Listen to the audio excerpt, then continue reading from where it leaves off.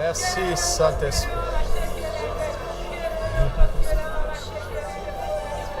Gloire à Jésus, le roi des rois, le Seigneur des seigneurs, le Tout-Puissant, le lion de la tribu de Juda, le roi de Sion. Alléluia. Le roi de Sion est notre roi, notre Seigneur, notre Rédempteur, notre Sauveur, notre Dieu. Que ta parole nous édifie ce matin et qu'elle trouve en nos cœurs des terres préparées, de bonnes terres, des terres fertiles. Au nom de Jésus, Amen. Alléluia. Nous rendons grâce à Dieu pour ce dimanche. Alléluia. Gloire à Dieu. Gloire à Dieu. Permettez-moi d'honorer encore mes parents. Est-ce qu'on peut les honorer?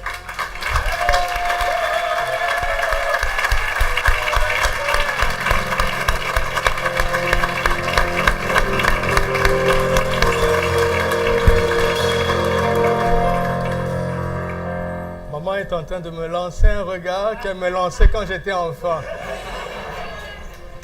Le regard avec lequel elle nous supervisait à la maison. Ah, mais ça ne marche plus, maman. Alléluia. Gloire à Dieu. Je viens de gagner 15 ans de vie. Parce qu'il a dit honore ton père et ta mère. C'est le premier commandement vers la promesse, afin que tu vives longtemps. Voilà. Dis-lui, papa, je t'aime, maman, je t'aime. Il va dire, est-ce que tu vas bien? Est-ce que tout va bien? Alléluia. Devenir parfait en parole. On a changé de style. Hein? Lumière tamisée, hein, c'est ça. Hein? Devenir parfait en parole. Jacques chapitre 3. Mercredi, nous aurons une réunion spéciale de prière. On va pratiquer ce message. D'accord? Je conduirai le temps de prière moi-même. Jacques chapitre 3, donc mercredi à partir de 19h. Mes frères, qu'il n'y ait pas parmi vous un grand nombre de personnes qui se mettent à enseigner, car vous savez que nous serons jugés plus sévèrement. Nous bronchons tous de plusieurs manières. Si quelqu'un ne bronche point en parole, cet homme, c'est un homme parfait, capable de tenir tout son corps en bride.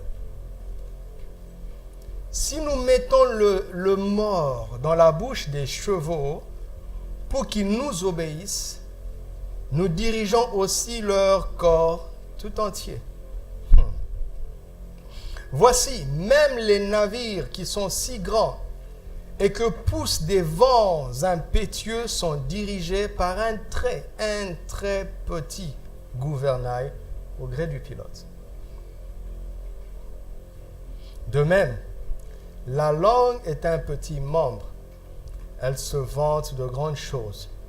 Voici comme un petit feu peut embraser une grande forêt. La langue aussi est quoi? Un feu. C'est le monde de l'iniquité. La langue est placée parmi nos membres, souillant tout le corps et enflammant le cours de la vie. Waouh! Étant elle-même enflammée par la gêne. Toutes les espèces de bêtes et d'oiseaux, de reptiles et d'animaux marins sont domptés et ont été domptés par la nature humaine. Mais la langue, aucun homme ne peut la dompter. C'est un mal qu'on ne peut réprimer. Elle est pleine d'un venin mortel. Par elle, nous bénissons le Seigneur, notre Père, et par elle, nous maudissons les hommes faits à l'image de Dieu. Il ne devrait pas en être ainsi. De la même bouche sortent la bénédiction et la malédiction. Il ne faut pas, mes frères, qu'il en soit ainsi. Dites avec moi, il ne faut pas qu'il en soit ainsi. Alléluia. Jacques est en train de nous instruire sur la puissance de la langue. Un petit membre dans tout le corps qui a le pouvoir de contrôler la vie et le cours de la vie d'une personne. Et elle peut même influencer son entourage, embraser son entourage. Un tout petit membre. Et la Bible dit qu'aucun homme ne peut la dompter. Gloire à Dieu, parce que Dieu n'est pas un homme. Alléluia. Alors Dieu peut dompter mon âme. Est-ce que quelqu'un peut dire ça? Dieu peut dompter mon âme. Ma langue. Dieu peut dompter ma langue. Vous avez compris? Alors il faut que tu te livres à lui. Vous savez, si tu veux que Dieu contrôle tout ton être, laisse-le contrôler ta langue. Le gouvernail de ta vie, c'est ta langue. Alléluia. C'est avec ta bouche que tu détermines quel cours ta vie va prendre. N'est-ce pas? C'est grâce à ta langue que tu t'es propulsé dans le royaume des cieux. Il dit, c'est en croyant du cœur qu'on parvient à la justice, mais c'est en confessant de la bouche qu'on parvient au salut. C'est ta langue. Et Dieu est venu te dire, tu sais, j'ai envoyé Jésus mourir pour toi. Alors, crois dans ton cœur qu'il est mort pour toi. Reconnais-le de ta bouche comme ton Seigneur. C'est tout ce qu'il te demande. Et si tu fais ça, tout change. Tu orientes le gouvernail de ta vie dans l'éternité avec Dieu. Si tu refuses, ta vie ira toute seule en enfer. Alléluia. C'est avec la langue. C'est avec la langue. Beaucoup de gens iront en enfer après avoir été dans l'église. Ils n'ont jamais confessé de leur bouche que Jésus est Seigneur. Mais ils ont cru dans leur cœur. Ils savent au fond d'eux que Jésus est grand. Mais ils n'ont jamais osé le dire. Pourquoi? Parce qu'il ne prend pas le contrôle sur toi tant que tu ne parles pas. C'est extraordinaire. On n'est pas marié quand on s'aime. On est marié quand on se dit oui. Et ce qui est étrange, même si vous ne vous aimez pas, vous connaissez les mariages blancs? Les mariages blancs, quelqu'un a le visa d'un tel pays, vous vous entendez, vous vous dites, bon, on va aller chez le maire, on va faire semblant de se dire oui.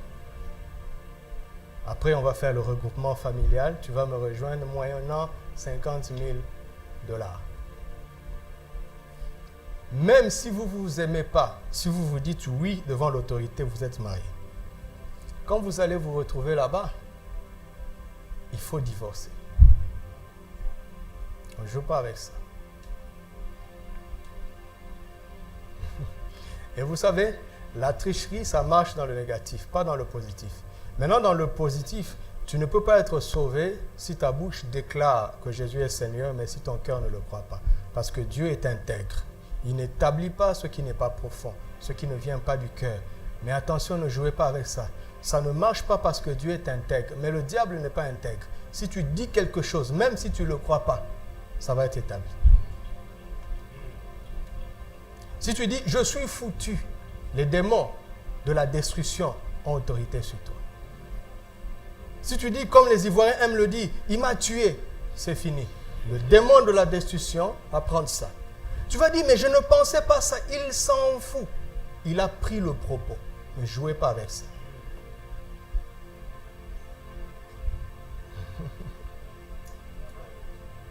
Alléluia. Alléluia. Amen. Éphésiens 4, 29 à 30. Éphésiens 4, 29 à 30. Qu'il ne sorte de votre bouche aucune, dites avec moi aucune. Mes amis, aucune parole mauvaise. Aucune. Aucune. Aucune. Parce que le Saint-Esprit connaît le pouvoir de la parole. Une seule parole peut empoisonner ta vie. Une seule parole mauvaise. Qu'il ne sorte de votre bouche aucune parole mauvaise.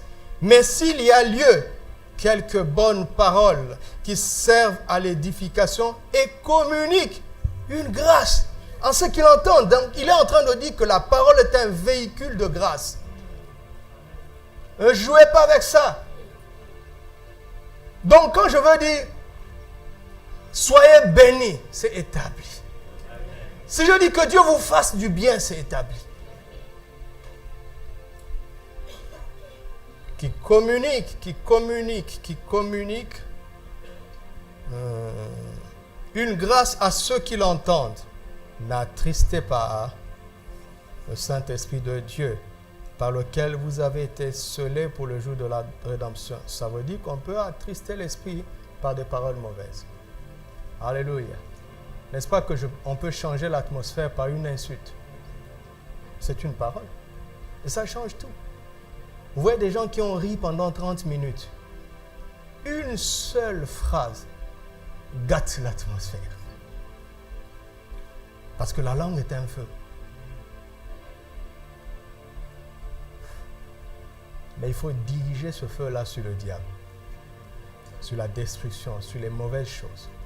Donc, canaliser le feu dans le bon sens. Alléluia.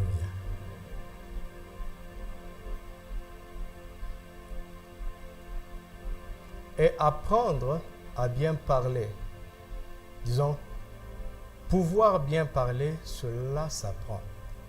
C'est le lot des disciples. Ceux qui permettent au Seigneur de veiller chaque matin, Ésaïe 50, verset 4, leur oreille pour qu'ils entendent comme entend le disciple. Pourquoi? Parce que pour pouvoir bien parler, il faut enregistrer les bonnes paroles. Hein?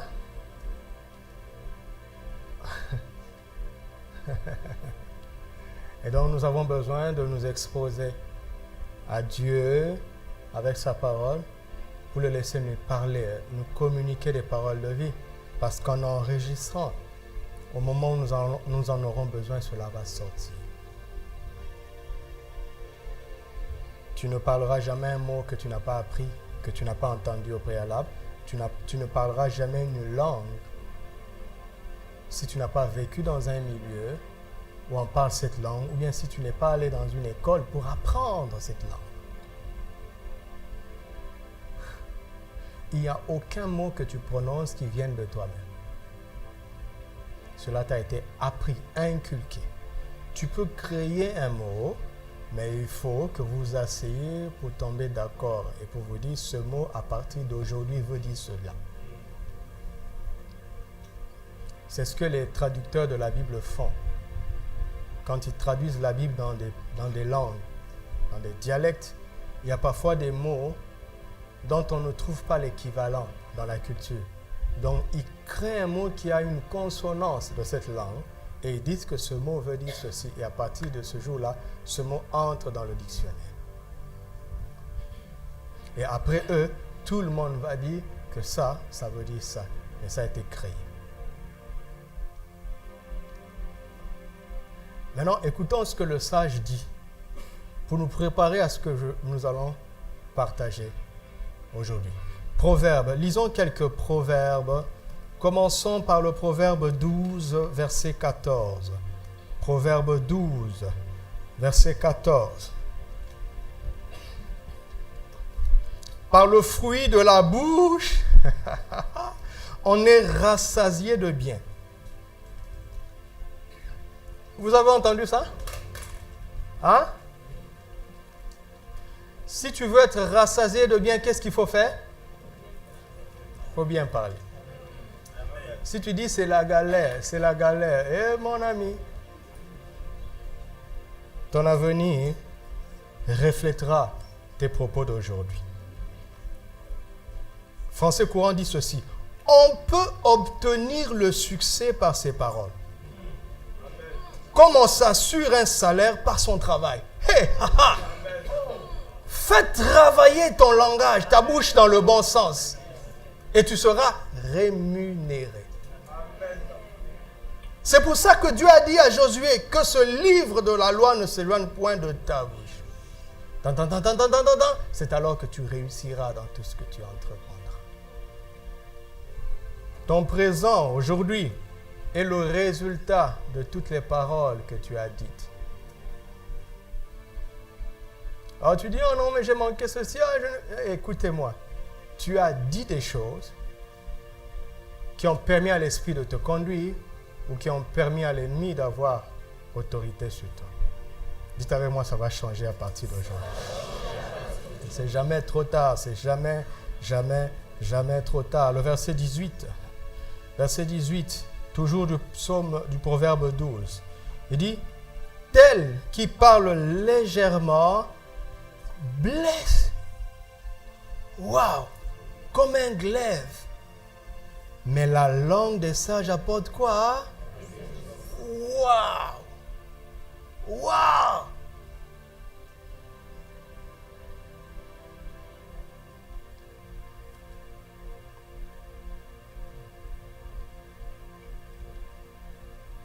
Verset 18.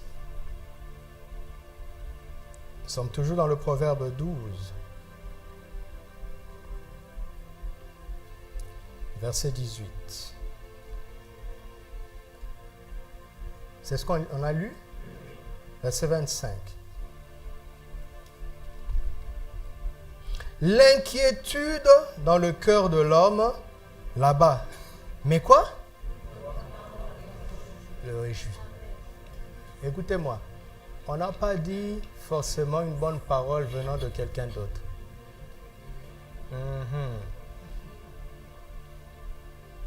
Tu vois quelqu'un qui a une mauvaise mine et tu lui dis, frère, qu'est-ce qu'il a dit? Oh, je ne vais pas bien. Et quand tu lui fais un compliment, il va mieux. Mais ce qui ne sait pas, il n'allait pas bien parce qu'il disait qu'il ne va pas bien. Il aurait pu dire aussi que ça va et ça irait mieux. Pourquoi la parole d'un autre aura un effet et pourquoi ta propre n'aura pas un bon effet?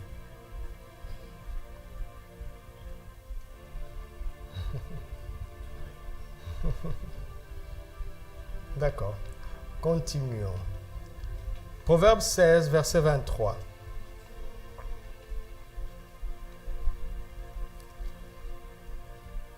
Verset 23.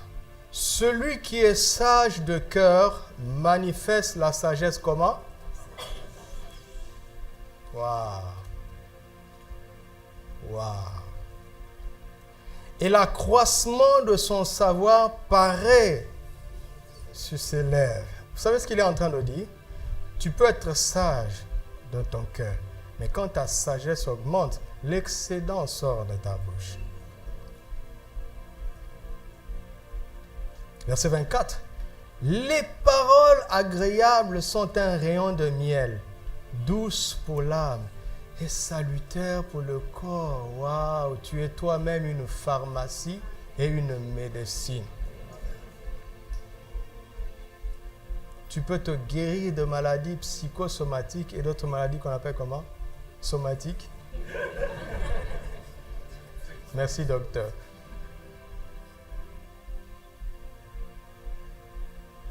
Écoutez ce que Français courant, comment la version du Français courant le rend. L'homme à l'esprit sage réfléchit avant de parler et rend ainsi ses paroles plus convaincantes. Des paroles aimables sont pareilles au miel, qui est agréable au goût et bon pour la santé.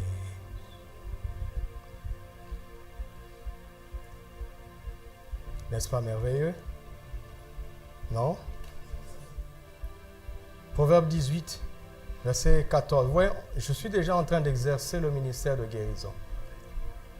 Proverbe 18, verset 14. L'esprit de l'homme le soutient dans la maladie. Mais l'esprit abattu, qui le relèvera? Qui?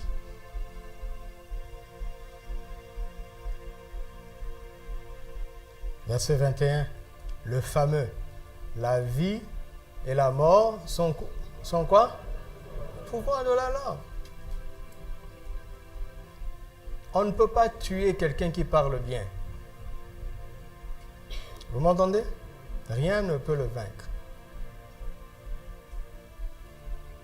Absolument, absolument rien. Proverbe 25, verset 11. Comme des pommes d'or sur des ciselures d'argent, ainsi est une parole dite à propos. Une parole dite à propos. Français courant dit ceci.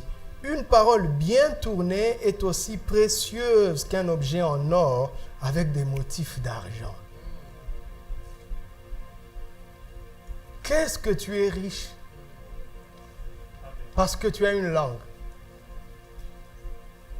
Semeur dit, des paroles justes, dites au bon moment, sont comme des abricots d'or avec des ciselures d'argent.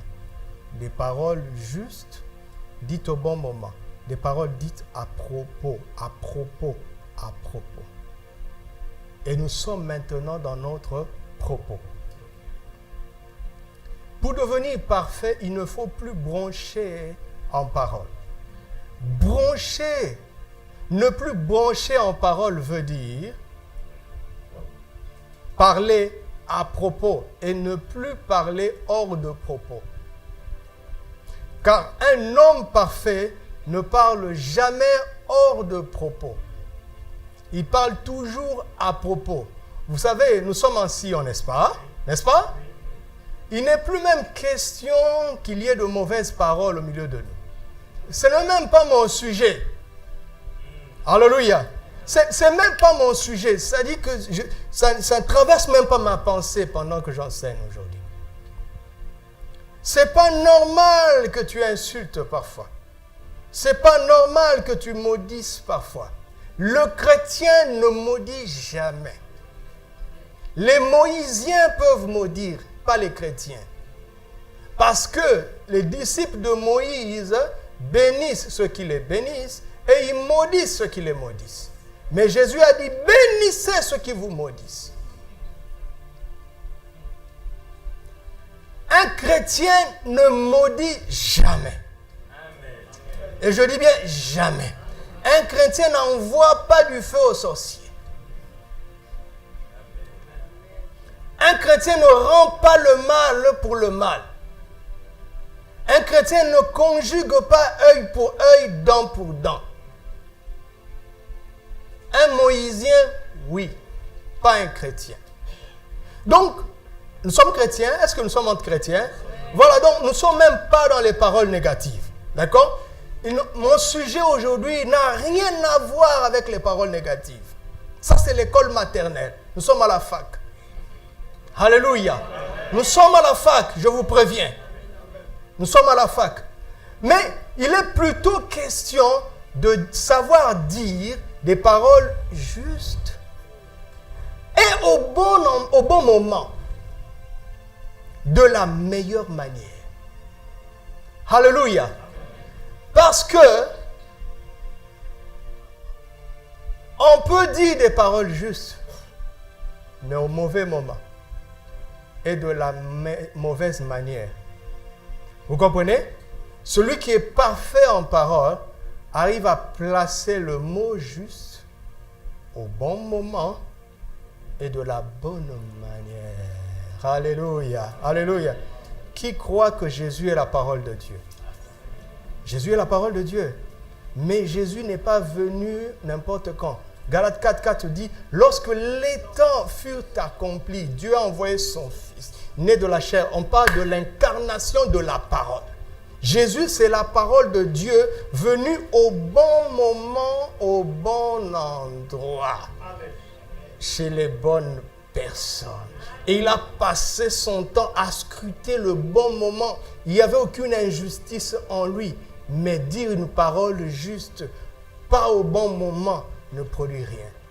Ou pas grand-chose. C'est pour ça qu'il était la parole de justice, mais il a attendu 30 ans. Et chaque action de sa part bénéficiait d'une précision exceptionnelle, extraordinaire. Et il a pris l'esprit avec lequel il avait vécu comme ça. Il a mis le même esprit en nous. Et il nous regarde, il dit, soyez parfaits. Comme votre Père Céleste est parfait. Je vous ai donné le bagage qu'il faut. J'ai décidé de devenir votre minimum. Celui qui croira en moi fera les œuvres que je fais et il en fera des plus grandes. Je me suis posé comme la fondation, comme le minimum, afin que vous bâtissiez dessus et que vous alliez plus loin. Que vous parliez, entre guillemets, mieux que moi. Seigneur, mieux que moi. Il dit oui, parce que vous allez dire ma parole dans les temps de la fin. Alors que l'ennemi aura lâché toutes ses ordres de l'enfer, il vous faut une précision, une qualité exceptionnelle.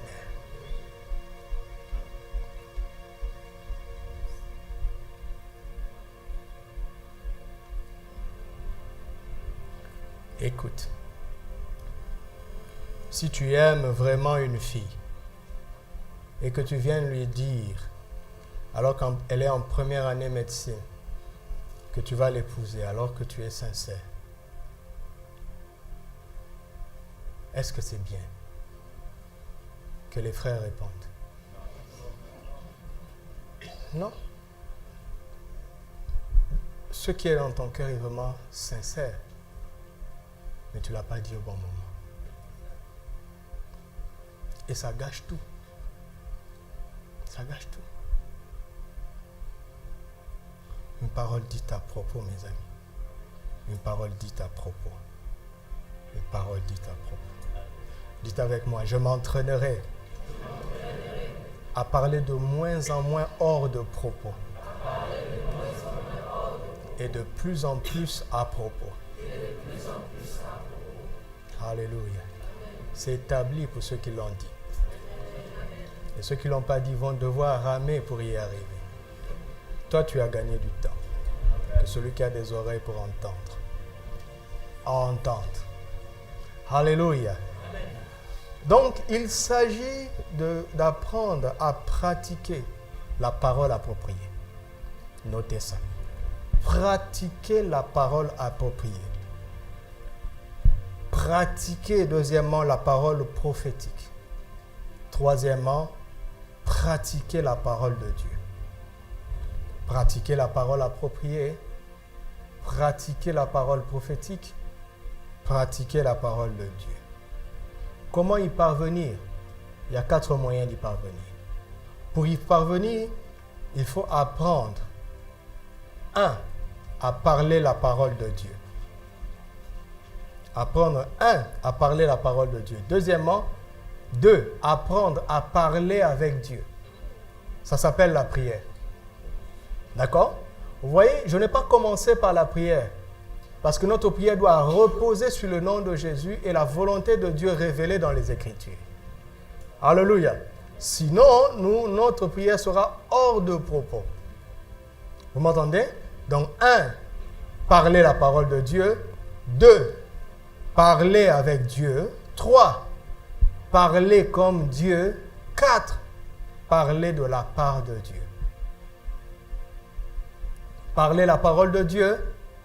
Parler avec Dieu, parler comme Dieu, c'est finalement qu'on est qualifié pour parler de sa part. Qu'est-ce qu'il faut faire premièrement? 2, 3, 4. Très bien. C'est ça qui va changer nos vies. Constamment. Et qui va produire dans nos vies une transformation de gloire en gloire. Sans cesse. Alléluia. Maintenant, je veux terminer cet enseignement en vous montrant comment Dieu a entraîné Adam à cela, comment il a entraîné Ésaïe, comment il a entraîné Jérémie, comment il a entraîné Ézéchiel, comment Christ a entraîné les apôtres et comment le Saint-Esprit entraîne maintenant l'Église. Et fais attention, tu risques de devenir prophète. Dans les derniers jours, je répandrai de mon esprit sur toute chair, vos fils et vos filles, prophétiser. C'est du b.a.-ba en Sion. Dans la Nouvelle Alliance, ça n'a rien d'extraordinaire. C'est tellement normal. Vous ne croyez pas, hein? C'est pour ça que vous vous faites impressionner par des soi-disant prophètes. Un vrai prophète doit avoir une mesure en plus. Mais il ne doit pas opérer avec ce que nous avons. Tous en commun. Le ministère prophétique, c'est autre chose. C'est autre chose. Mais le don de prophétie est à la portée de tout le monde. Vous m'entendez? Et Dieu a entraîné les hommes à ne plus broncher en parole, à parler comme lui, avec lui, à parler sa parole et à parler de sa part. C'est dans la Bible. Vous voulez qu'on commence par qui? Hein? Par Adam, c'est bien. Genèse chapitre 1. Commençons par Adam. Verset 26. Alléluia. Amen. Genèse 1, 26. Ça commence par quoi? Dieu dit. Arrête-toi d'abord là-bas. Ce que Dieu dit est important, n'est-ce pas? Hein? Mais la Bible nous montre une capacité de Dieu. Dieu est un Dieu qui parle. Il n'est pas muet comme les idoles. D'accord? Dieu parle, n'est-ce pas? Et il dit, faisons l'homme à notre image selon notre ressemblance. Arrêtons-nous d'abord là. Dieu est en train de dire, nous avons créé plusieurs créatures jusque-là. Hein? Vous connaissez le contexte, n'est-ce pas? Dieu a déjà tout créé. Il reste l'homme. Il dit, maintenant, nous allons créer une espèce qui soit comme nous. D'accord? Qui soit comme nous. Et l'un des éléments clés de notre ressemblance à Dieu, c'est la capacité de parler. Citez-moi une créature sur la terre qui parle. Le perroquet? Articuler sa pensée avec des mots. C'est de cela qu'il est question.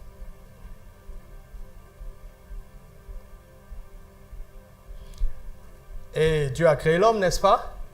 Il a créé l'homme, n'est-ce pas? Maintenant, regardons comment Dieu va s'y prendre. C'est Dieu nous a créés d'une certaine façon et nous ne savons pas ce que nous valons nous-mêmes. D'accord? Alors, il va nous mettre devant des devoirs pour que nous fassions ressortir ce que nous avons, que nous ignorons. Vous me suivez? Alors, nous sommes dans le chapitre 2. Au verset 19, l'Éternel Dieu forma de la terre tous les animaux des champs et tous les oiseaux du ciel. Il les fit venir vers l'homme. Pourquoi? Pour voir quoi? Afin que...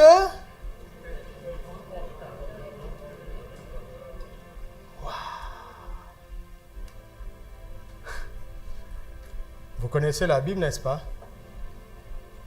là, jusque-là, nous avons un être merveilleux, Adam. Un être extraordinaire. Je pense qu'il était extrêmement beau, extrêmement bien fait. Tellement bien fait qu'il n'avait pas besoin de se cacher. Il n'y avait aucun défaut en lui. C'est pour ça qu'il était nu. Il n'y avait aucun sujet à avoir honte. Il était parfait. D'accord? Mais Adam est là. Et Dieu, qui allait parler en Jacques 3, est là, des siècles avant que Jacques 3 ne soit écrit. Il sait que le pouvoir se trouve sur la langue. Et Adam est une créature parmi tant d'autres sur la terre.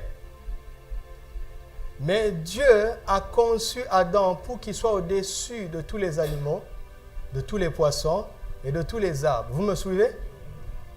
Il l'avait créé pour qu'il domine sur toutes choses, n'est-ce pas? Comment est-ce que Adam va entrer dans son autorité sur la création? Dieu a le secret. Pendant que le lion fait pendant que le chien fait et que le chat fait miaule, miaule, miaule.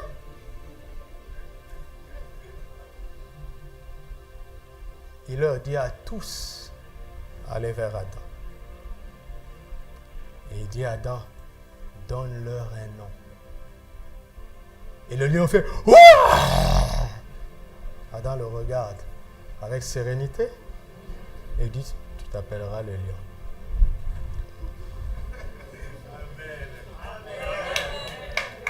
C'est ce que tu fais avec ton chien, non? Il aboie, il fait peur tout le monde. Il dit, Milou, couchez.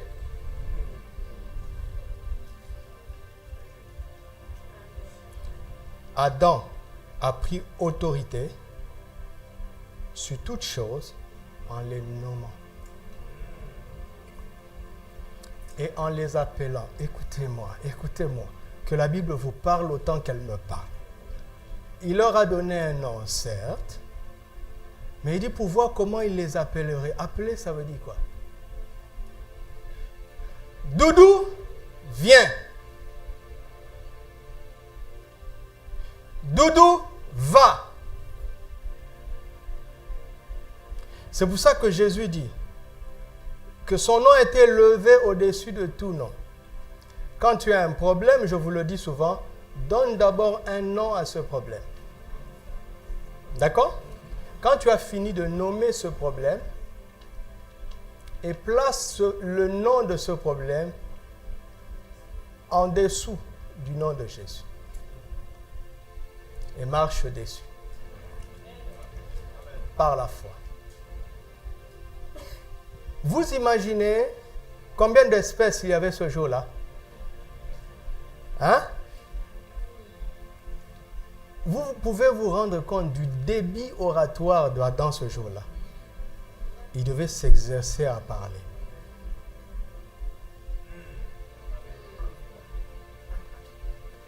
Il devait s'exercer. Et mes amis, si tu es en position de donner un nom, ne le fais pas rapidement. Il y a un animal qui est venu devant Adam. Adam l'a appelé un lion. Mais Jésus s'appellerait plus tard le lion de la tribu de Juda. Dites-moi, entre Jésus et le lion, qui a existé avant? Donc le caractère du lion existait dans l'éternité. Quand Jésus est venu, je tremble à cause de ce que je vous dis. Vous n'avez pas l'idée de l'effet que ça me fait. Quand Jésus a commencé son ministère, Jean-Baptiste dit, voici l'agneau de Dieu. Entre Jésus et l'animal qu'on appelle l'agneau, qui existait avant, le caractère de l'agneau a commencé où? Depuis l'éternité. Ça veut dire qu'Adam devait se connecter à quelque chose qui avait existé avant lui, avant de nommer cet animal comme ça. Parce que ça avait tout à voir avec Christ, celui qui a toujours été.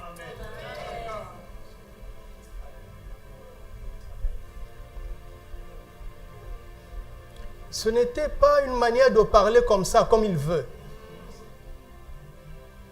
C'était une connexion avec l'éternité par la puissance du langage.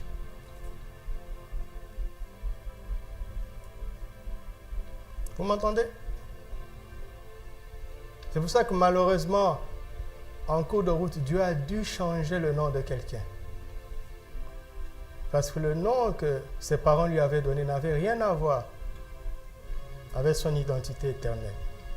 Avec le caractère de Christ qu'il devait manifester, qu'il était appelé à manifester. Priez pour vos enfants avant de vous marier.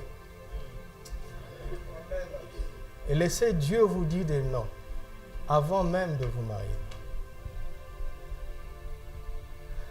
Rihanna. Vous voyez un chrétien qui appelle son enfant Rihanna. Quelle honte. Beyoncé. Quelle honte. Tu identifies ta fille à ça? Quelle honte. Je ne suis pas en train de dire que nos enfants doivent porter des noms hébreux.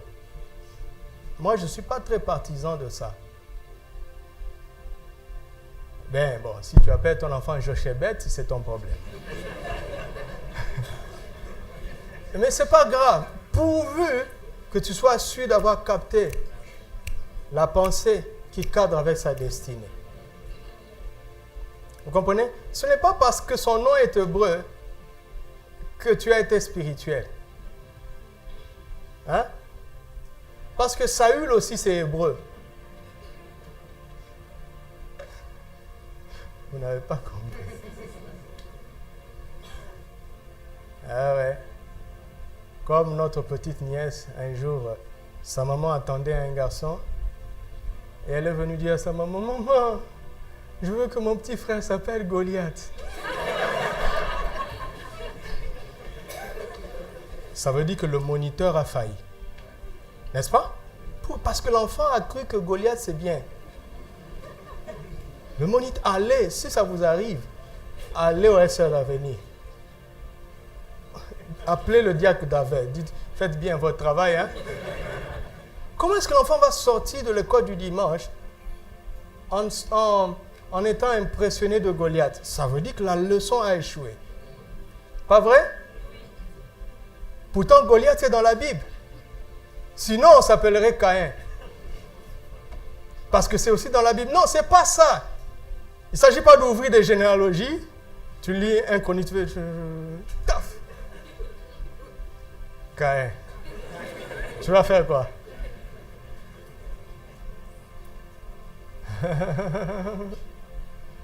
Alléluia. Que Dieu n'ait pas à corriger le nom de vos enfants sur la route au nom de Jésus. Alléluia. Maintenant, vous avez compris comment Dieu a exercé Adam? Vous avez compris ça?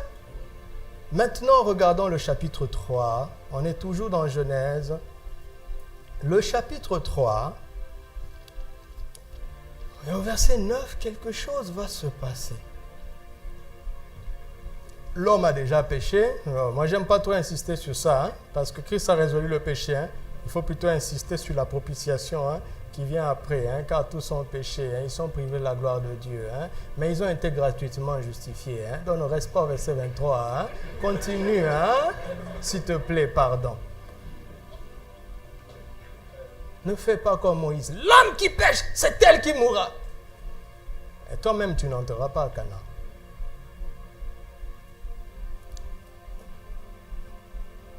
Étonnamment, l'homme a péché, mais Dieu vient quand même. Dieu ne savait-il pas?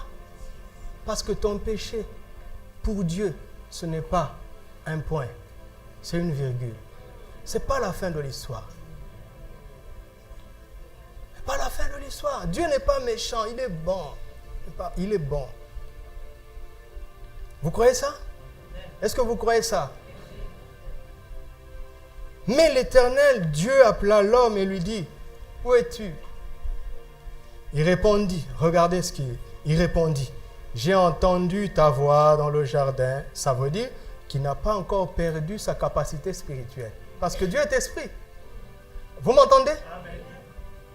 Il est encore capable d'entendre la voix. Aïe, aïe, aïe, aïe. Mais il a eu peur. C'est différent d'entendre sa voix et de se réjouir et d'entendre sa voix et d'avoir peur. C'est différent. C'est différent. Si quelqu'un prophétise, il voit, je vois un danger qui t'arrive et qui s'arrête là, l'esprit ne parle pas comme ça. L'esprit ne s'arrête pas là. Il voit un danger, mais il te montre comment y échapper. Et j'ai eu peur parce que je suis nu et je me suis caché. Verset 11. Et l'Éternel dit, qui t'a dit que tu es nu?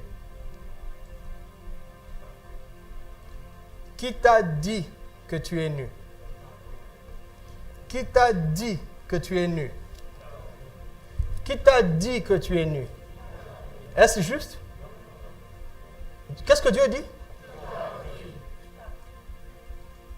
Comment as-tu fait pour obtenir ce diplôme en conscience de ta nudité?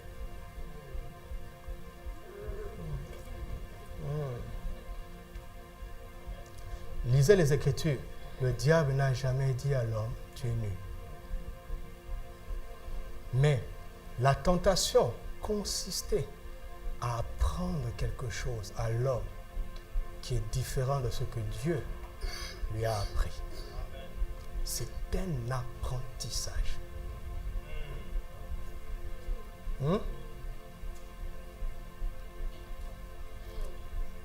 La tentation est venue arrêter la formation que Dieu avait commencée pour l'homme. Dieu lui apprenait autre chose. Le diable est venu lui apprendre le contraire.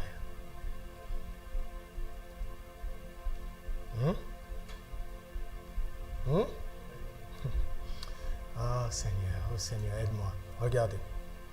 Maintenant, pasteur, tu dis, tu prétends que Dieu apprenait quelque chose à Abraham. Je dis oui, à Adam. Regardez. Avant ça, lisons, ça va peut-être être plus simple. On est dans le chapitre 2. Regardez le verset 7. L'Éternel Dieu, il fait quoi? Forma l'homme de la poussière de la terre. Il insuffla dans ses narines un souffle de vie et l'homme devint un être vivant. Paul l'explique bien dans 1 Corinthiens 15, il dit il devient une âme vivante. C'est-à-dire il a une capacité intellectuelle, une capacité émotionnelle qui se développe par la formation de Dieu, de la poussière avec son esprit. Donc Dieu savait que cet homme qui vit sur la terre doit avoir un corps. D'accord? Mais il est un être spirituel. Il lui a donné un corps et il est en train d'exercer ses fonctions émotionnelles et intellectuelles pour réagir sur la terre comme Dieu lui-même. C'est pour ça que c'était un homme qui n'avait pas honte, il n'avait pas peur, parce que Dieu n'a pas l'émotion de honte, il n'a pas l'émotion de peur. Vous m'entendez?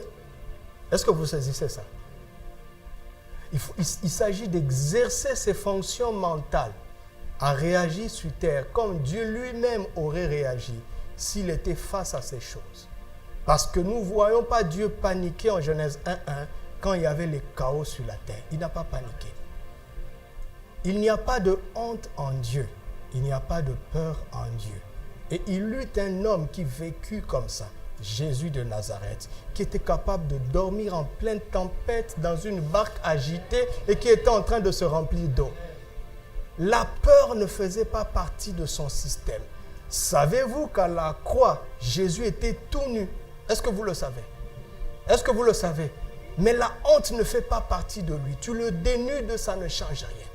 Il reste valeureux avec habit ou sans habit. Il reste valeureux avec une chemise de 10 dirhams et avec une chemise de 10 000 dirhams. Sa valeur ne dépend pas de ce qui le recouvre. Sa valeur vient de ce qu'il est au-dedans de lui-même. Quelqu'un entend ça? Et j'ai été envoyé pour exercer tes fonctions intellectuelles et émotionnelles à réagir de nouveau comme Dieu.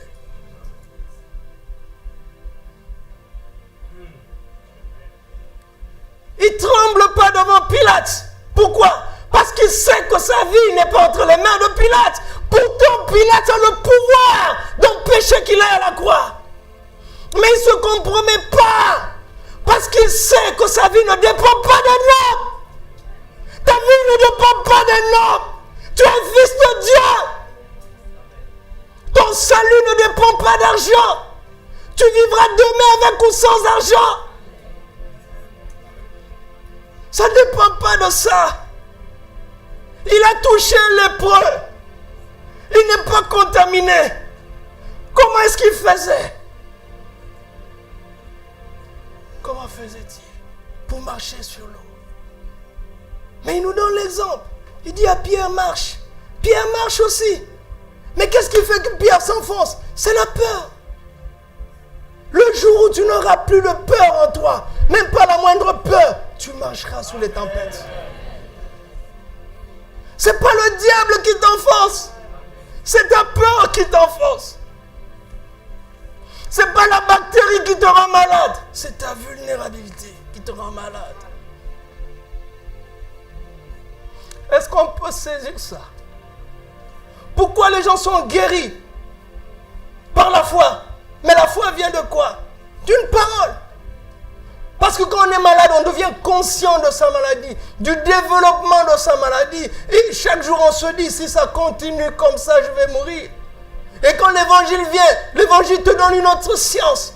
Et ça inverse le processus. Tu commences à raisonner autrement. Il a été crucifié à la croix pour moi. Il a pris ma maladie. Je n'ai plus besoin de les garder. Et parce que quand tu crois ça, ton système change. Le virus est là, la bactérie est là, mais elle ne sent plus d'entrain sur toi. Elle n'a plus de pouvoir sur toi. Et finalement, il dit, allons-nous-en. Vous savez comment je prie pour la grippe maintenant? Je dis, Seigneur, mon corps est le temple du Saint-Esprit. D'une part, je salue quelqu'un qui a la grippe. D'une part, je ne développerai pas la grippe et je ne la communiquerai pas non plus. Parce que si tu serres la main de quelqu'un qui est malade et que tu arrives à résister sans développer la maladie, mais si tu salues quelqu'un d'autre, tu transmets quand même. Toi, tu as résisté, mais tu as été un véhicule. Dieu nous entraîne à vivre comme lui. Comment il a fait avec Adam? Il le met dans un environnement magnifique, où il a planté lui-même un jardin. Il a sélectionné les meilleures plantes. Il a mis dans un environnement de beauté, de sérénité, de paix, d'abondance. Parce que le fleuve se divisait en 4 bras. Il y avait de l'or, que des pierres précieuses. C'était la conscience de l'abondance, la conscience de la beauté. Dieu a exercé Adam par ceux qu'il voyait. Vous comprenez? Il a mis Adam dans un endroit où il ne voyait que de bonnes choses. Vous allez comprendre quand je veux dire dans la suite. Il voyait de bonnes choses. Et il a exercé Adam par ceux qui l'entendaient. Il a pris un jour, il lui a dit, regarde, tu mangeras de tous les arbres. Mais de celui-là, tu ne mangeras pas. Donc il a parlé. Il a exercé Adam à voir et à entendre. C'est seulement après qu'il lui a dit, maintenant toi, parle. Quelqu'un qui est rempli de bonnes visions et qui est rempli de la crainte de Dieu, même aussi de la générosité de Dieu. Parce que Dieu lui dit, mange de tout, sauf de ça. Une seule interdiction, que des permissions. Donc tu comprends que Dieu est généreux, n'est-ce pas? N'est-ce pas? Quand ton tour viendra de parler, qu'est-ce qui sortira de ta bouche? Que de la beauté, de la générosité, du respect et de la crainte de Dieu.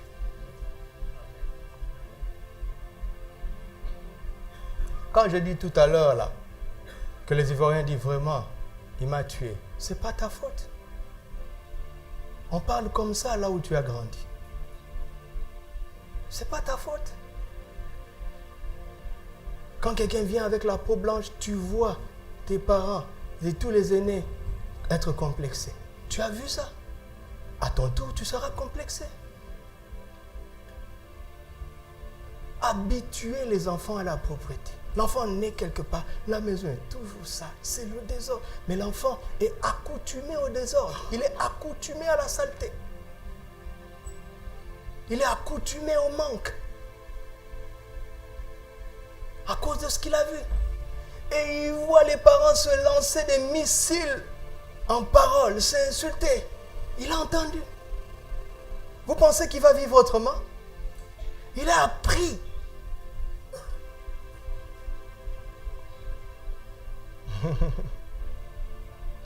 Ok, je vais accélérer. Regardez comment ça va continuer. Regardons comment Dieu a entraîné Ésaïe. Ésaïe 40. Ésaïe 40. Ésaïe 40, versets 27 à 31.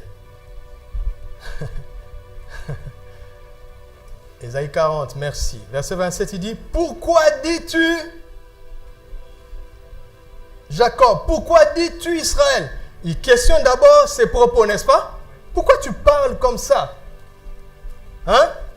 Mais il poursuit, il dit, pourquoi dis-tu ma destinée est cachée devant l'Éternel, mon droit passe inaperçu devant Dieu? Pourquoi tu parles comme ça? Pourquoi tu parles comme ça? Et il poursuit, il dit, ne le sais-tu pas? Ne l'as-tu pas appris? Tu parles comme ça parce qu'il y a quelque chose que tu ne sais pas. Et tu ne le sais pas parce que tu ne l'as pas appris. Vous entendez? Vous l'entendez? Alors Dieu va donner une autre leçon, une autre information et une autre formation pour amener de la transformation. Amen. Et qu'est-ce qu'il va dire? C'est le Dieu d'éternité, l'Éternel qui a créé les extrémités de la terre. Tu aurais dû le savoir.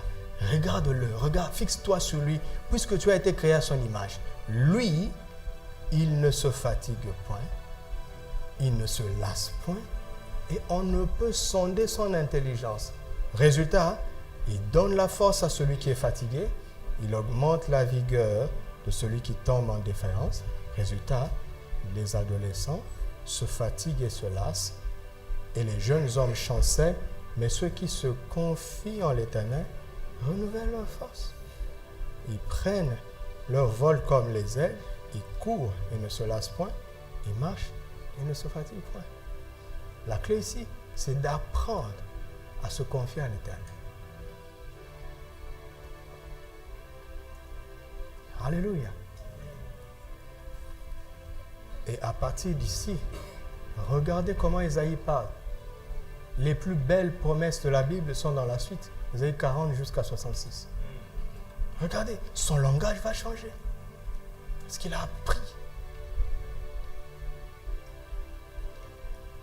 Vous lisez Ésaïe jusqu'au chapitre 6. C'est un bombardier de malheur.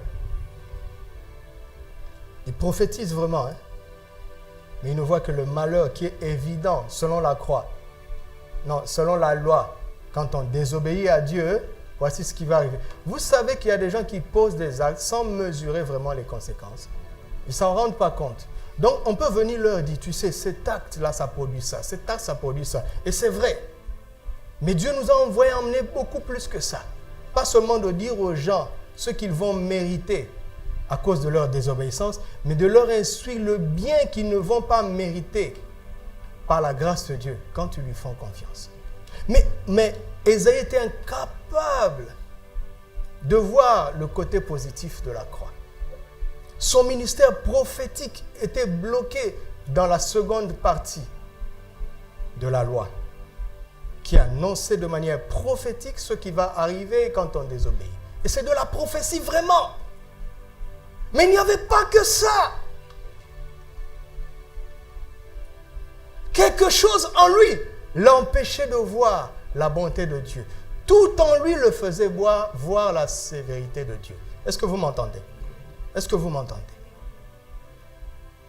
L'Esprit ne pouvait pas l'emmener dans la grâce. Il ne pouvait pas emmener son ministère dans la grâce. Son ministère était bloqué dans la loi, qui est un aspect de la parole. Pourquoi? Ésaïe 6. Ésaïe 6. Est-ce que vous êtes encore avec moi? Je suis en train de t'entraîner au ministère prophétique de la Nouvelle Alliance par la parole de Dieu. Par la parole de Dieu. Comme je l'ai dit le mercredi, quand nous aurons notre école biblique, nous aurons des modules de la prophétie. Il y aura tout un cours sur le ministère prophétique. Comment Dieu a développé le ministère prophétique d'Ésaïe. Comment Dieu a développé le ministère prophétique de Jérémie. Comment Dieu a développé le ministère prophétique d'Ézéchiel. Comment Dieu a aidé Saül à entrer dans le prophétique. C'est dans la Bible.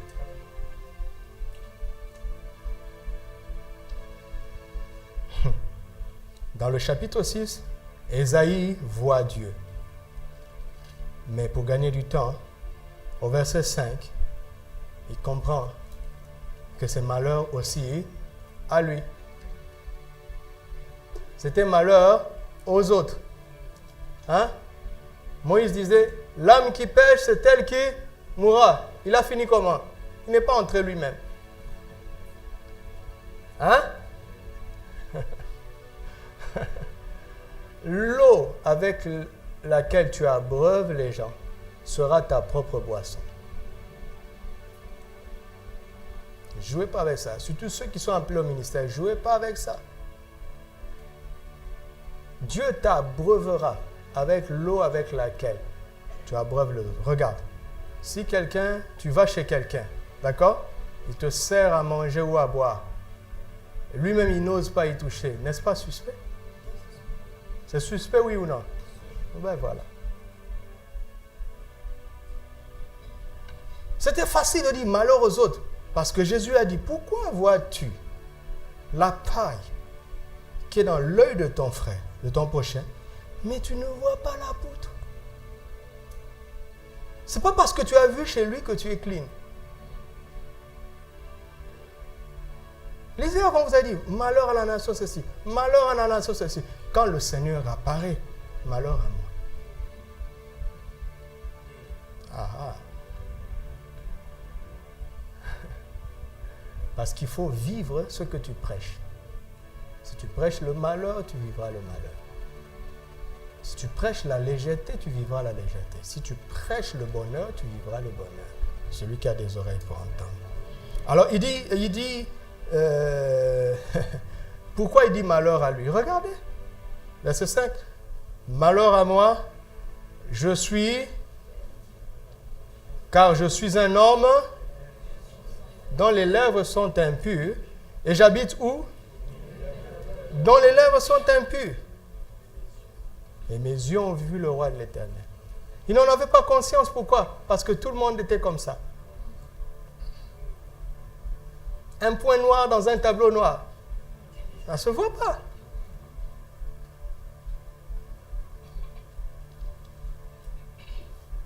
Et l'expiation ici sera une expiation de ses lèvres. Waouh! Dieu n'utilise pas le sang ici. Regardez, verset 6. Mais l'un des séraphins vola vers moi, tenant à la main une pierre ardente qu'il avait prise sur l'autel avec des pincettes. Il en toucha ma bouche et dit, ceci a touché tes lèvres, et ton iniquité est enlevée, et ton péché est expié. Attention, attention. Vous avez vu le sang ici? Non. Il n'appartient pas aux anges de prêcher le salut. Parce que le salut est par le sang. Eux, ils ne prennent pas part au sang. Ils sont esprits. C'est pour ça que c'est toi et moi qui devons prêcher la croix. Parce que c'est une affaire de sang. Les esprits ne sont pas concernés. Mais attention, l'expiation ici, c'est avec une braise ardente. Pour corriger le mauvais langage d'un homme qui était déjà sauvé. C'est-à-dire, pour l'entraîner dans un bon langage spirituel. Alors, un ange, en tant qu'esprit, a ce droit-là. Vous avez saisi ça? Que ce braise touche vos lèvres ce matin au nom de Jésus. Ça va tout changer. Tu sais, ton langage peut changer en 5 minutes. Parce que c'est l'apprentissage spirituel. Ça va plus vite que l'apprentissage intellectuel. Ça va plus vite. Ça va plus vite. Demeurez dans sa présence et dans l'adoration. Laissez-le embraser vos lèvres, embraser votre langue. Tu seras une autre personne du jour au lendemain. L'école de l'esprit va beaucoup plus vite. Vous saisissez ça? Comment est-ce qu'il a entraîné Jérémie? Jérémie chapitre 1. Et vous allez voir comment mercredi on va couler facilement. Parce qu'on a la parole. Mercredi on priera normalement. Et l'esprit agira naturellement. Jérémie chapitre 4. La parole de l'Éternel me fut adressée en ces mots. Écoute ce que Dieu dit. Avant que je t'eusse formé dans le ventre de ta mère, je te connaissais. Comment ça? J'existais pas. Pour Dieu, tu existais. Avant que tu fusses sorti de ton sein, je t'avais consacré. Je t'avais établi prophète de nation. Ça veut dire que c'était une mission déjà faite, n'est-ce pas? Toutes les conditions étaient réunies avant même la conception de Jérémie. Tout. Mais regarde, je répondis, ah Seigneur éternel, voici, je sais quoi?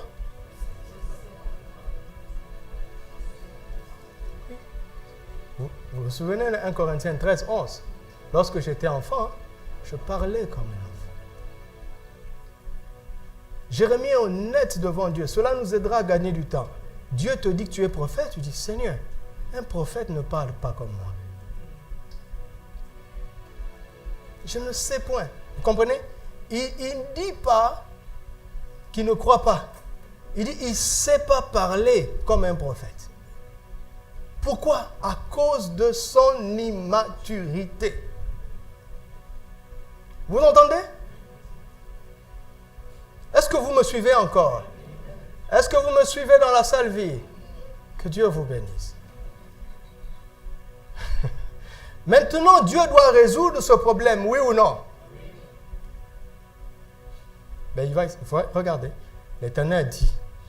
Il commence par dire, ne dis pas. Arrête de parler comme ça. Avant de savoir comment bien parler, arrête d'abord de mal parler.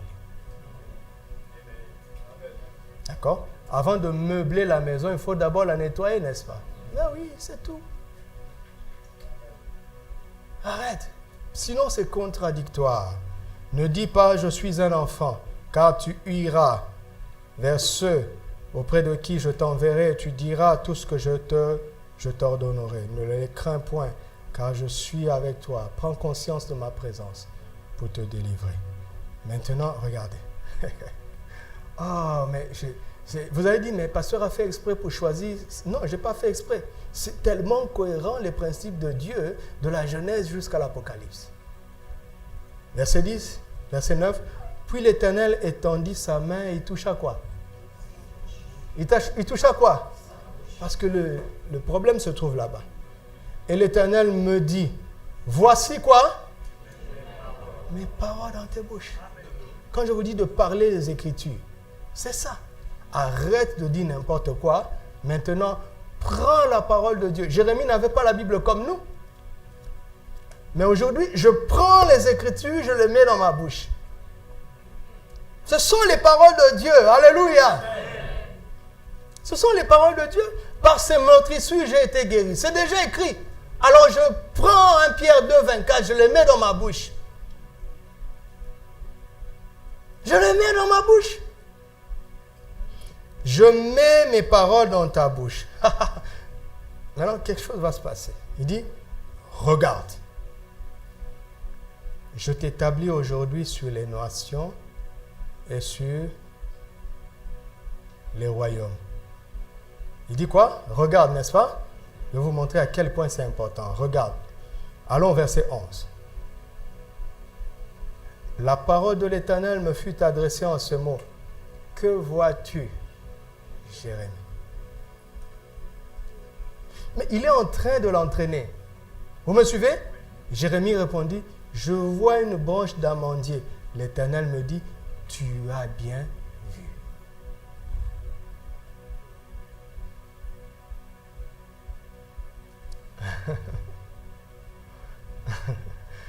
Si tu ne comprends pas très bien, tu penserais que là où Jérémie était, il n'y avait plus rien qu'une branche d'amandier. Non. Dieu lui dit, regarde, que vois-tu? Dans tout le spectacle qui était là, il veut voir ce qui attire l'attention de Jérémie. De la même manière qu'il a entraîné Adam à voir les délices dans le jardin. Et ce qui a fait de ne se voir pas, il n'avait pas honte quand il se regardait lui-même. Son regard ne se fixait pas sur le mal. Il est en train d'entraîner Jérémie. Parce que tu peux avoir la parole, mais ta mentalité, ta vision de choses va annuler la parole que tu as. La parole de Dieu pourtant. Vous m'entendez? Qu'est-ce qui a immobilisé Israël quand ils étaient face à Goliath? C'est le fait qu'ils le voyaient comme un invincible, alors que David le regardait comme un incirconcis. Vous m'entendez? Quand tu regardes un problème et que tu dis « je suis foutu », eh bien tu es foutu. Mais quand tu regardes un problème et que tu vois la porte que Jésus peut ouvrir, eh bien tu triomphes. Et les chrétiens meurent avec la parole de Dieu dans leur bouche. Tu as dit, toute âme forgée contre moi sera sans effet, mais il recule. Toute âme forgée contre moi sera sans effet, il recule. Et il finit par dire, aide-toi, le ciel t'aidera. Si Dieu ne corrige pas ta vision des choses, sa parole n'aura pas d'effet.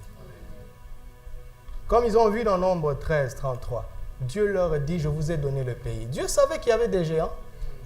Mais le problème, c'était quoi? Il dit, nous étions à nos propres yeux et aux leurs comme des sauterelles. Écoute, si tu te minimises, ça sera difficile qu'on te respecte. Ça sera très difficile. Ce n'est pas la faute aux autres.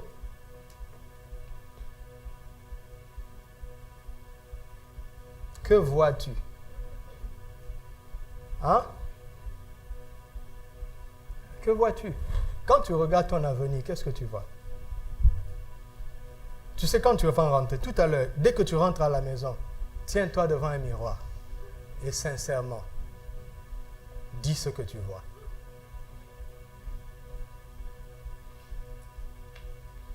Tu vas voir, oh, j'ai 30 ans, je n'ai pas encore de travail. Il n'y a personne pour m'aider. Je n'ai pas de voiture. J'habite à Riyad Ulfa. Une maison de 2 chambres, nous sommes 18. C'est tout ce que tu vois. C'est tout ce que tu vois. On a beau te prêcher comment? Cette vision-là va annuler. Est-ce qu'il y a quelqu'un qui me croit aujourd'hui? C'est sérieux ce que je suis en train de vous dire. C'est très sérieux. Très sérieux. Quand je suis venu au Maroc, mais quel choc. Moi, j'étais dans l'évangélisation. J'ai dit, mais tu m'as jeté où, Dieu? Tu m'as jeté où? 3 mois pour que Dieu change ma vision de ce pays. 3 mois. 3 mois dans ma chambre. 3 mois. Il me répétait sans cesse, je suis le même sur toute la terre.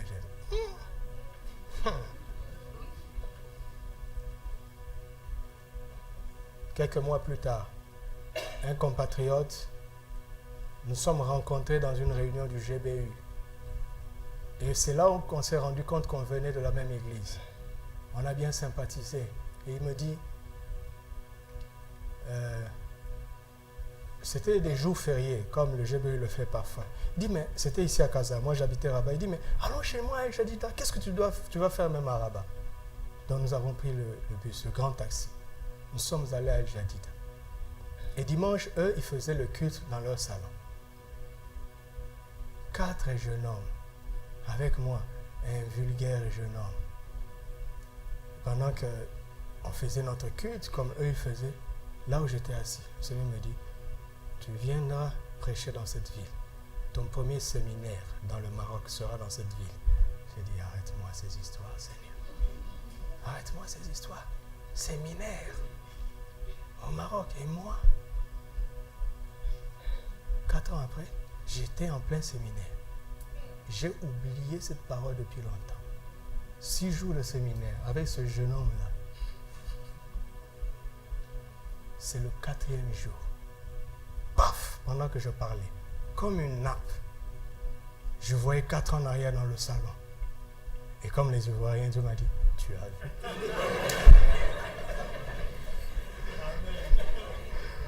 Non, ça c'est moi qui ajoute. Tu as entendu? Mais j'ai eu peur, j'ai dit, hé, donc tu es sérieux, Dieu? Je vous assure, c'est pas ce que j'ai dit dans ma bouche, mais je me suis rendu compte que je ne prenais pas la parole de Dieu au sérieux. On nous invite, un compatriote se marie à Marrakech. Voilà. À l'époque, il n'y avait pas d'autoroute. Vous devez traverser Stade. On arrive à Stade, il y a un café sur la rue de la gare. Le frère qui conduisait disait, j'ai beaucoup conduit, je veux me reposer. On se repose pour prendre un café. Et comme moi j'aime marcher, je commence à marcher. Et l'Esprit me dit, l'Esprit vient sur moi, il me dit, tu auras une église dans cette ville. Je dis, Seigneur, arrête ces histoires. On est où aujourd'hui?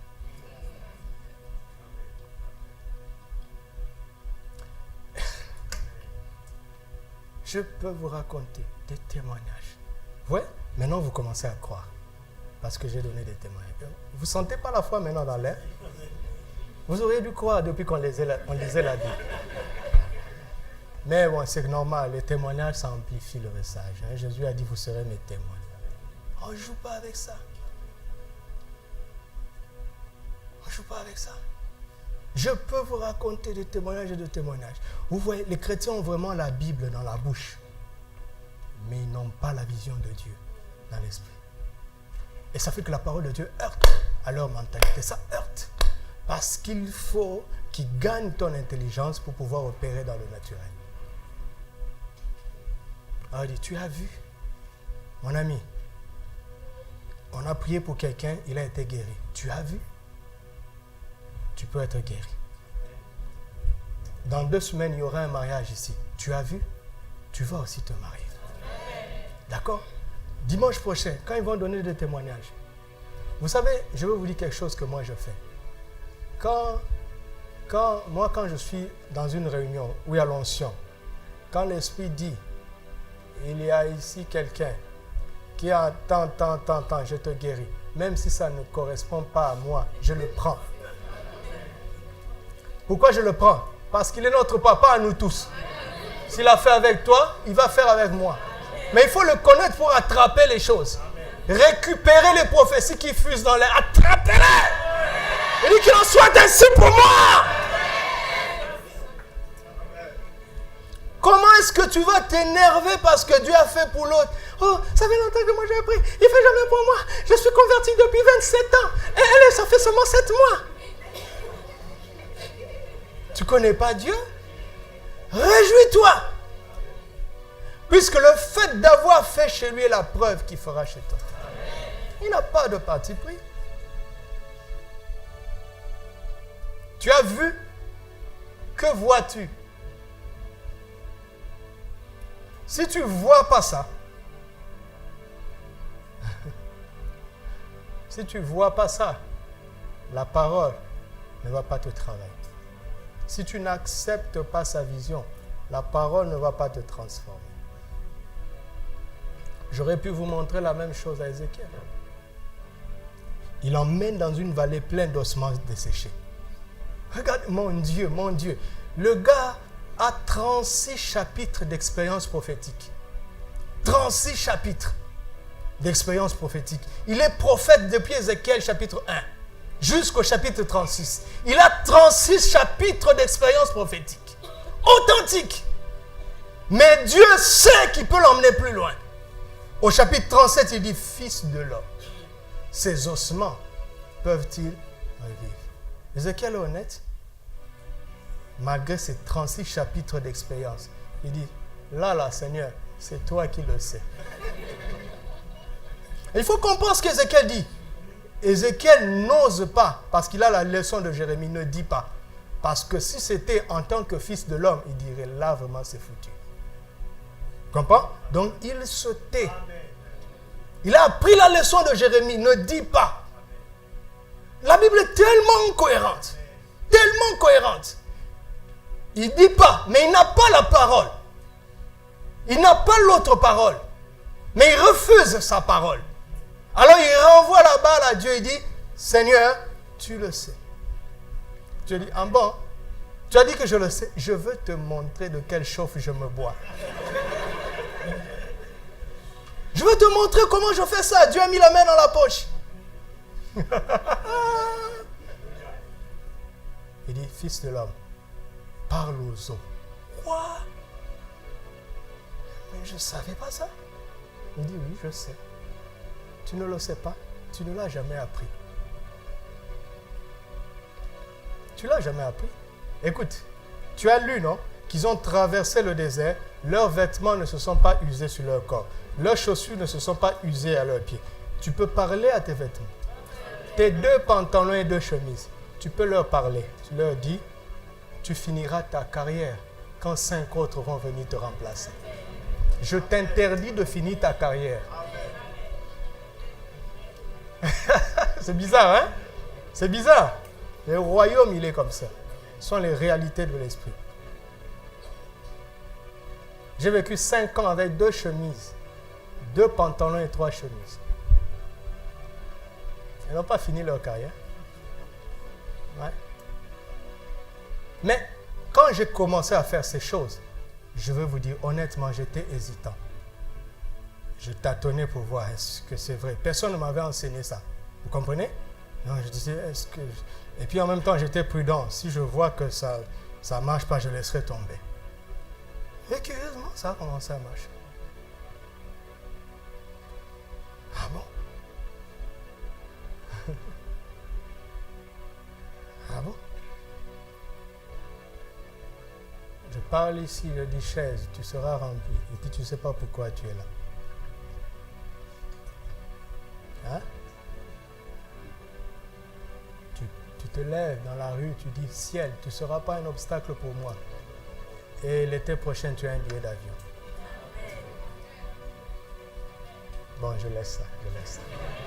Hein? Ah ouais?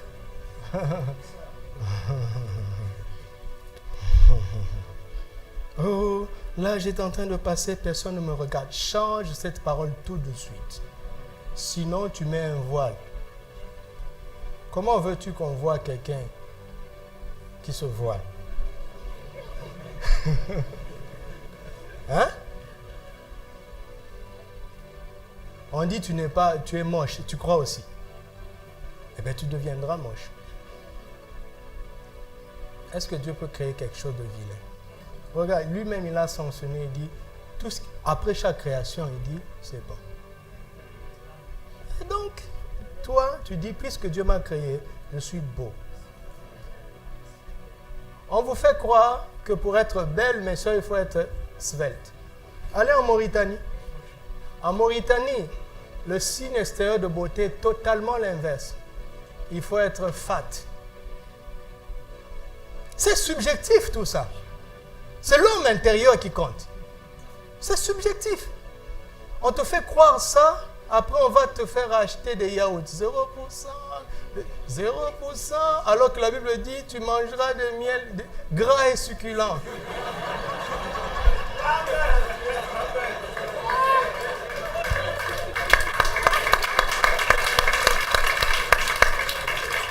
Mais sans excès.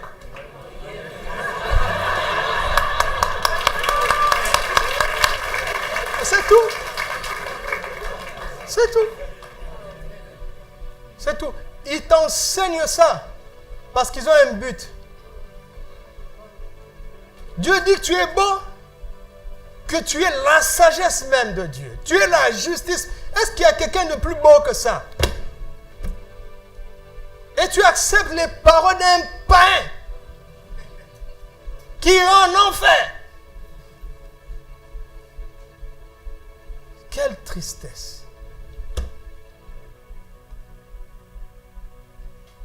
Quelle tristesse. Je parlais de quoi? Fils de l'homme, ces ossements peuvent-ils revivre? Ouais, vous voyez, quand je suis cohérent comme ça, vous pensez que je suis intelligent. Non, non, non, c'est l'esprit. C'est l'esprit. C'est l'esprit. Je parle par l'esprit. Ce n'est pas du rationalisme. Donc je ne peux rien oublier. J'aurai la suite dans les idées parce que Dieu ne peut pas souffrir d'amnésie. Et il est en moi.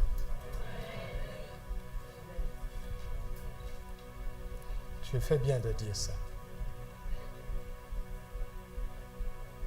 Un de nos aînés, à 70 ans, fort et vigoureux. Oui. Oui. Il dit, il reste verdoyant pendant la vieillesse. Ça, c'est ce que la Bible dit de nous.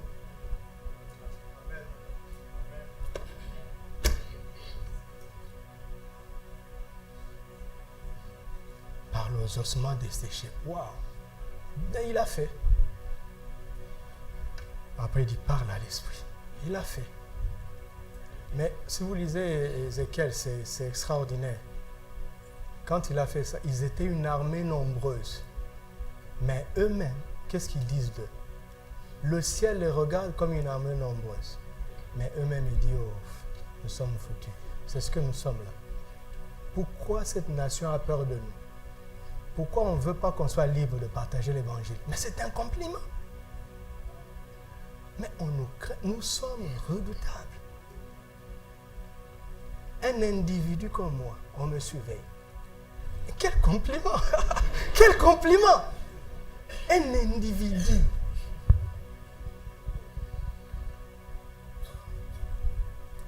Et si tu ne sais pas, tu dis, ah, je suis un pauvre petit Africain. Qui t'a dit ça? Qui t'a appris ça?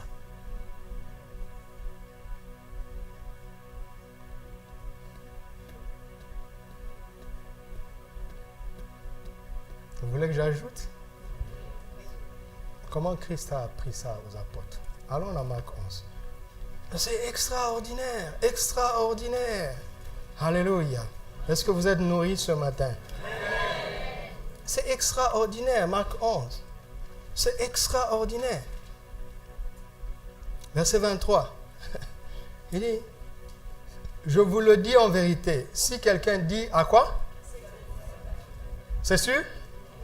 Si quelqu'un dit à cette montagne, ôte-toi de là et jette-toi dans la mer, s'il ne doute pas dans son cœur, mais croit que ce qu'il dit arrive, il le verra s'accomplir. Donc tu peux parler, donner l'impression que tu parles avec assurance. Ce qui compte, c'est l'intensité de ton cœur. Si tu doutes dans ton cœur, tu es juste un comédien qui joue un rôle auquel il ne croit pas. Il fait semblant de pleurer alors qu'il n'est pas triste. Il fait semblant de se réjouir alors qu'il n'est pas content. Tu joues juste un rôle. Il dit dans l'esprit, ce n'est pas comme ça. Ce qui compte, c'est ce que tu crois vraiment.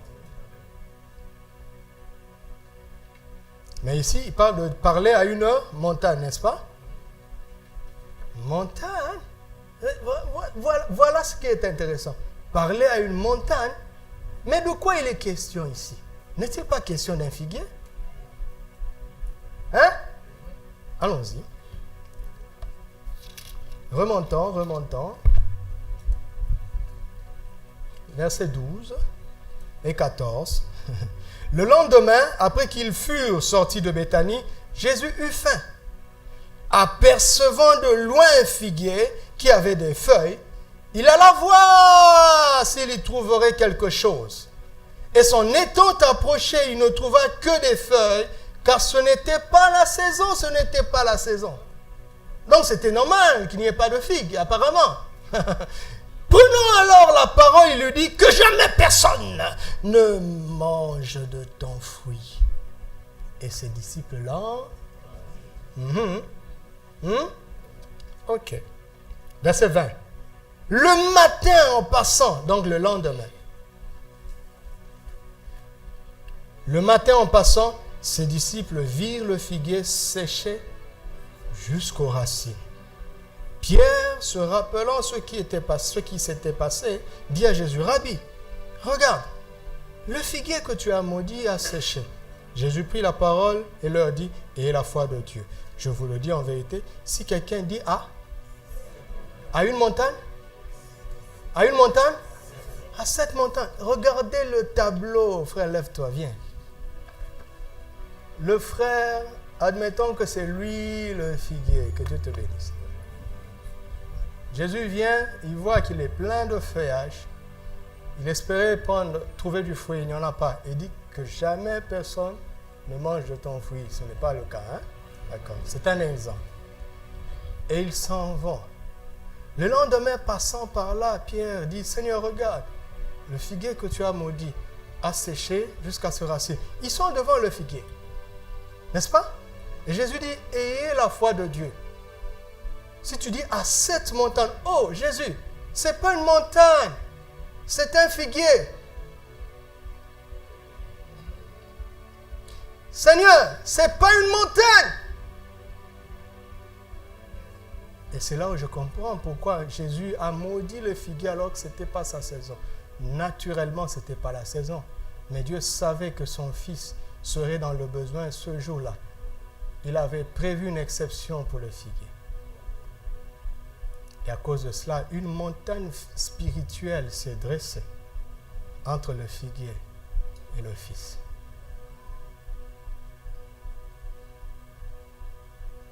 Jésus a maudit, a déplacé la montagne qui a empêché au figuier de jouer son rôle pour le Fils de Dieu. Le figuier était infructueux par rapport au temps de Dieu, parce qu'il y avait une montagne. Une montagne invisible.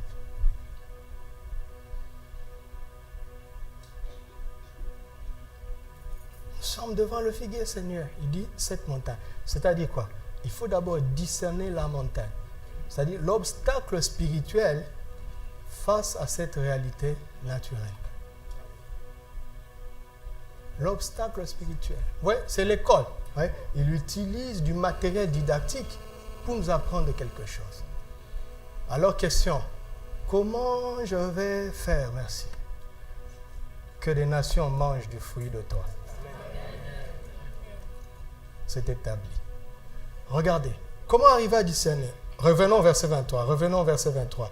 Je vous le dis en vérité, si quelqu'un dit à cette montagne, ôte-toi de là et jette-toi dans la mer, s'il ne doute point en son cœur et croit que ce qu'il dit arrive, il le verra s'accomplir. C'est pourquoi, verset 24. Ouais, son discours ne s'est pas arrêté là. C'est pourquoi je vous le dis, tout ce que vous demanderez en priant, croyez que vous l'avez reçu et vous le verrez s'accomplir. Mais Jésus est en train de dire la vérité. Il avait demandé quelque chose en priant. Il a proclamé et ça s'est accompli. C'est pour ça qu'il était un homme de prière. Un homme de prière voit les montagnes invisibles face au figuier visiblement infructueux. Un homme de prière voit les montagnes invisibles qui empêchent au figuier visible d'être fructueux pour le Seigneur. Il ne s'agit pas de se lever et de proclamer. Non, non, non, non. Ce sont des choses que tu cueilles dans la présence de Dieu. Et quand tu sors de là, tu vois le monde en couleur. Tu vois les montagnes alors que les gens ne voient que les figuiers. Que l'Esprit vous aide à entendre ce que je veux dire. Alors, comment je fais? Je m'entraîne en pratiquant la présence de Dieu. En pratiquant la prière. C'est pour ça que je vous ai dit, parlez avec Dieu. Parlez comme Dieu, tu as les Écritures. Et mes amis, parlez beaucoup à Dieu. Parlez constamment à Dieu. Il n'y a pas un mauvais moment pour parler à Dieu. Même dans les toilettes, tu peux lui parler. Parle à Dieu constamment, dans le bus, dans le train, en marchant. Parle-lui constamment. Parle sa parole constamment. Parle-lui constamment. Et tu seras surpris. Tu te surprendras toi-même à devenir capable de parler comme lui. Et finalement de parler de sa... Parler avec Dieu. C'est un secret puissant. Parfois, je reste comme ça des heures. Il n'y a plus de mots. Mais on est là. On est là. Et je n'ai plus rien dans mes pensées que lui.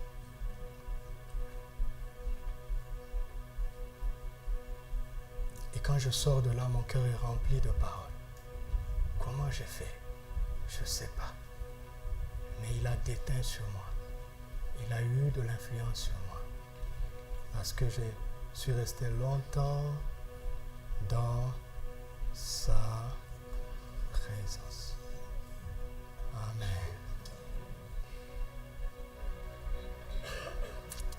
Amen.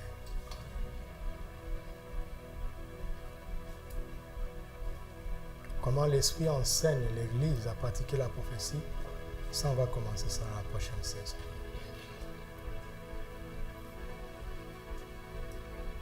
Mais que le Seigneur lui-même amplifie ce que nous avons entendu. Nous te rendons gloire et honneur.